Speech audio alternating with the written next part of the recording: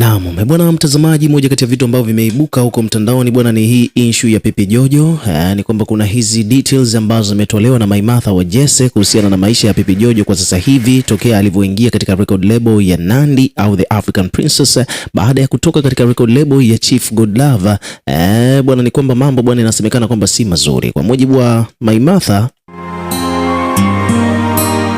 anasema kwamba bwana mwanadada Pipi Jojo kwa sasa hivi amepangiwa na Nandy Mabibo huko mabanda ya kuku kwa Wakuria, sehemu ambayo bwana haiendani kabisa na hadhi pamoja na bosi wake jinsi alivyo na pesa au maisha ambayo bosi wake anaishi, lakini pia vile vile haiendani hata na production ambayo inasimamiwa na Nandy dhidi ya huyu binti Pipi Jojo. Sasa Maimartha bwana ikabidi ampigie Nandy akapokea, akampigia Pipi Jojo akapokea, lakini alivyoulizwa kwamba nasikia unakaa Mabibo huko mabanda ya kuku kwa Wakuria, ni kwamba Pipi Jojo ikabidi akate simu. So baada ya hayo yote kutokea ni kwamba at the end of the day ni kwamba Pipi Jojo bwana kupitia ukurasa wake wa Instagram, maana kitendo cha kukata simu kimeonyesha kwamba huenda kile anachokizungumza Maimartha wa Jesse ni kweli, kwamba Pipi Jojo anapitia wakati mgumu, anaishi kwenye mabanda ya kuku huko Mabibo kwa Wakuria. So amekuja kumjibu hapa kupitia comment section. Pipi Jojo amekuja kujibu baada ya kukata simu, ameandika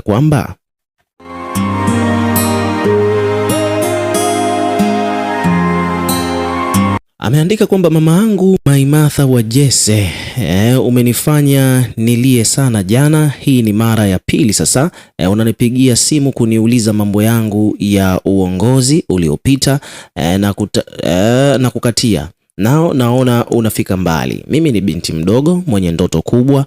Mungu kaniona kwa namna ya pekee sana. Kwa nini unanitaka maneno?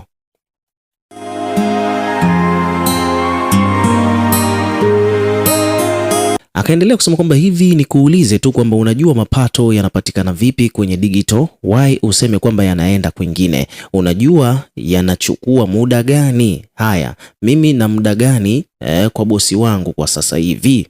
Mimi na muda gani kwa bosi wangu wa sasa? Kwa haya machache ulionifanya unahisi kwamba ni sawa? Unatafuta makosa kwa nguvu ili umnyime nguvu bosi wangu. Hujui kwamba utaniumiza mimi? Acha nikwambie mama yangu, kabla hata sijaanza kushuti video nilishapewa nyumba, naishi Goba, na acha kunijibu umbea unaoutafuta na hao wanaokuletea wasiokuwa na kazi. Kipindi nimeachwa na uongozi wangu wa mwanzo hapo, Mabibo ndio rafiki yangu wa siku zote, kipenzi kabisa. Alinihifadhi sababu sina makazi Dar es Salaam, kwetu sisi ni Mbeya. Alinipokea akanipa hifadhi mpaka nilipopata maisha mapya. So siwezi pazarau, siwezi kuacha kwenda kumsalimia rafiki yangu, siwezi msahau kamwe. Alinivusha pakubwa, na siku Mungu akinijalia maisha zaidi nitamuondoa hapo. Na kuhusu nikabu navaa, yes, sababu nimekuwa star. Unataka kila ninapoenda nionekane? Wewe umeniona Mabibo tu, na nikabu nimevaa hadi ninapoenda jimu. So niache nikuwe kwa amani, nina furaha, nina amani. Ameandika hivyo Pipi Jojo kupitia ukurasa wake wa Instagram. Huyu ni msanii wa Nandy, amemjibu mwanadada Maimartha wa Jesse.